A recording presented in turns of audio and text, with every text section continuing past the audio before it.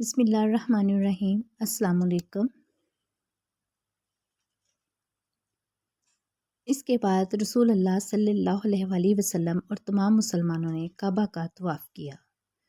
حضرت عمر رضی اللہ تعالیٰ عنہ آگے آگے رہے۔ مسلمانوں نے کعبہ کے گرد نماز ادا کی۔ سب نے بلند آواز سے قرآن کی تلاوت بھی کی، جبکہ اس سے پہلے مسلمان ایسا نہیں کر سکتے تھے۔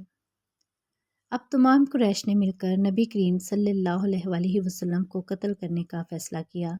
انہوں نے حضرت صلی اللہ علیہ وآلہ وسلم کے خاندان والوں سے کہا، تم ہم سے 2 گنا خون بہا لے لو اور اس کی اجازت دے دو کہ قریش کا کوئی شخص حضرت صلی اللہ علیہ وآلہ وسلم کو قتل کر دے، تاکہ ہمیں سکون مل جائے اور تمہیں فائدہ پہنچے۔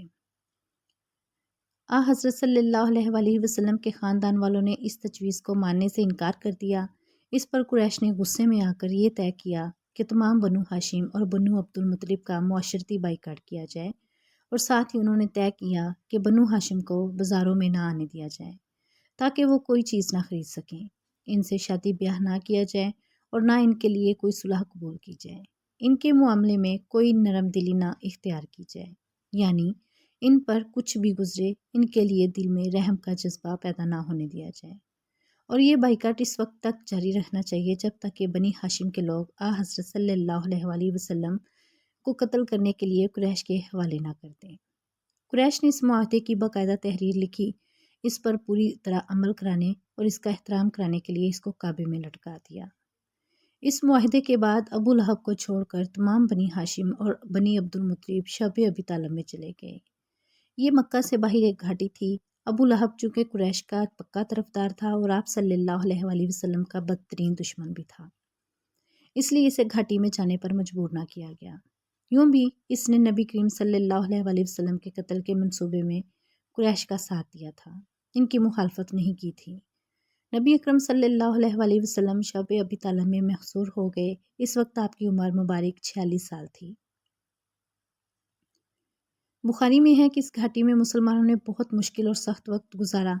قریش کے بائیکاٹ کی وجہ سے انہیں کھانے پینے کی کوئی چیز نہیں ملتی تھی۔ سب لوگ بھوک سے بے حال رہتے تھے، یہاں تک کہ انہوں نے گھاس پھوس اور درختوں کے پتے کھا کر یہ دن گزارے۔ جب بھی مکہ میں باہر سے کوئی قافلہ آتا تو یہ مجبور اور بے کس حضرات وہاں پہنچ جاتے تاکہ ان سے کھانے پینے کی چیزیں خرید لیں، لیکن ساتھ ہی ابو لہب وہاں پہنچ جاتا اور کہتا، لوگو، محمد کے ساتھی اگر تم سے کچھ خریدنا چاہیں تو اس چیز کے دام اس قدر بڑھا دو کہ یہ تم سے کچھ خرید نہ سکے۔ تم لوگ میری حیثیت اور ذمہ داری کو اچھی طرح جانتے ہو۔ چنانچہ وہ تاجر اپنے مال کی قیمت بہت زیادہ بڑھا چڑھا کر بتاتے اور حضرات ناکام ہو کر گھاٹی میں لوٹ آتے۔ وہاں اپنے بچوں کو بھوک اور پیاس سے بلکتا تڑپتا دیکھتے تو آنکھوں میں آنسو آ جاتے۔ ادھر بچے انہیں خالی ہاتھ دیکھ کر اور زیادہ رونے لگتے۔ ابو لہب ان تاجروں سے سارا مال خود خرید لیتا۔ یہاں یہ بات ذہن نشین کر لیں کہ حضرت صلی اللہ علیہ وآلہ وسلم اور ان کے خاندان کے لوگ قریش کے اس معاہدے کے بعد حالات کا رخ دیکھتے ہوئے خود اس گھاٹی میں چلے آئے تھے۔ یہ بات نہیں کہ قریش مکہ نے انہیں گرفتار کر کے وہاں قید کر دیا تھا۔ اس بائیکاٹ کے دوران بہت سے مسلمان ہجرت کر کے حبشہ چلے گئے۔ یہ حبشہ کی طرف دوسری ہجرت تھی۔ اس ہجرت میں 38 مردوں اور 12 عورتوں نے حصہ لیا۔ ان لوگوں میں حضرت جعفر بن ابو طالب رضی اللہ عنہ اور ان کی بیوی اسماء بنت امیس رضی اللہ عنہ بھی تھیں۔ ان میں مقداد بن اسود رضی اللہ عنہ، عبداللہ بن مسعود رضی اللہ عنہ، عبید اللہ بن حجش اور اس کی بیوی ام حبیبہ بنت ابو سفیان رضی اللہ عنہا بھی تھیں۔ یہ عبید اللہ بن حجش حبشہ جا کر اسلام سے پھر گیا تھا اور اس نے عیسائی مذہب اختیار کر لیا تھا۔ اسی حالت میں اس کی موت واقع ہوئی۔ اس کی بیوی ام حبیبہ رضی اللہ عنہا اسلام پر رہیں۔ ان سے بعد میں حضرت صلی اللہ علیہ وآلہ وسلم نے نکاح فرمایا۔ ان مسلمانوں کو حبشہ میں بہترین پناہ مل گئی۔ اس بات سے قریش کو اور زیادہ تکلیف ہوئی۔ انہوں نے ان کے پیچھے حضرت عمرو بن عاص رضی اللہ عنہ اور عمارہ بن ولید کو بھیجا تاکہ یہ وہاں جا کر حبشہ کے بادشاہ کو مسلمانوں کے خلاف بھڑکائیں۔ حضرت عمرو بن عاص رضی اللہ عنہ بعد میں مسلمان ہوئے۔ یہ دونوں حبشہ کے بادشاہ نجاشی کے لیے بہت سے تحائف لے کر گئے۔ بادشاہ کو تحائف پیش کیے۔ تحائف میں قیمتی گھوڑے اور ریشمی جبے شامل تھے۔ بادشاہ کے علاوہ انہوں نے پادریوں اور دوسرے بڑے لوگوں کو بھی تحفے دیے تاکہ وہ سب ان کا ساتھ دیں۔ بادشاہ کے سامنے دونوں نے اسے سجدہ کیا۔ بادشاہ نے انہیں اپنے دائیں بائیں بٹھا لیا۔ اب انہوں نے بادشاہ سے کہا، ہمارے خاندان کے کچھ لوگ آپ کی سرزمین پر آئے ہیں۔ یہ لوگ ہم سے اور ہمارے معبودوں سے بیزار ہو گئے ہیں۔ انہوں نے آپ کا دین بھی اختیار نہیں کیا۔ یہ ایک ایسے دین میں داخل ہو گئے ہیں جس کو نہ ہم جانتے ہیں نہ آپ۔ اب ہمیں قریش کے بڑے سرداروں نے آپ کے پاس بھیجا ہے تاکہ آپ ان لوگوں کو ہمارے حوالے کر دیں۔ یہ سن کر نجاشی نے کہا، وہ لوگ کہاں ہیں؟ انہوں نے کہا، آپ ہی کے ہاں ہیں۔ نجاشی نے انہیں بلانے کے لیے فوراً آدمی بھیج دیے۔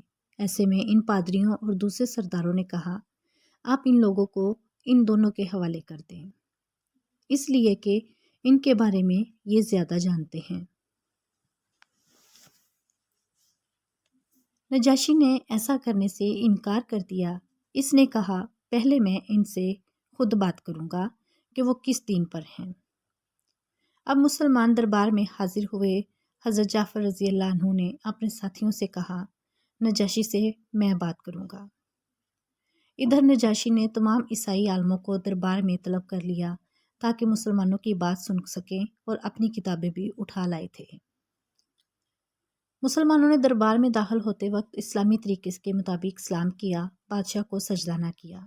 اس پر نجاشی بولا، کیا بات ہے، تم نے مجھے سجدہ کیوں نہیں کیا؟ حضرت جعفر رضی اللہ عنہ فوراً بولے، ہم اللہ کے سوا کسی کو سجدہ نہیں کرتے۔ اللہ تعالیٰ نے ہمارے درمیان ایک رسول بھیجے ہیں اور ہمیں حکم دیا ہے کہ اللہ کے سوا کسی کو سجدہ نہ کرو۔ اللہ کے رسول کی تعلیم کے مطابق ہم نے آپ کو وہی سلام کیا ہے جو جنت والوں کا سلام ہے۔ نجاشی اس بات کو جانتا تھا، اس لیے کہ یہ بات انجیل میں تھی۔